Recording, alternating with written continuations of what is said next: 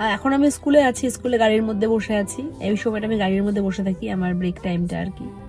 আর আমার শরীরটা একদম ভালো নেই, কালকে রাত্রিবেলা থেকেই জ্বর মানে হালকা করে জ্বর আসছে, তারপরে হচ্ছে কাশি হচ্ছে, সর্দিও হয়েছে। এবার আমি টিফিনটাও খেতে পারিনি, সম্রাটকে এটা বললাম যে আমি টিফিনটাও খেতে পারিনি। সম্রাট আমাকে বলছে চিকেন আছে। হ্যাঁ, তা আমি বললাম কি করবে, বলছে তুমি তো আমার হাতে চিকেন খেতে ভালোবাসো, সর্দি জ্বর হলে পরেই।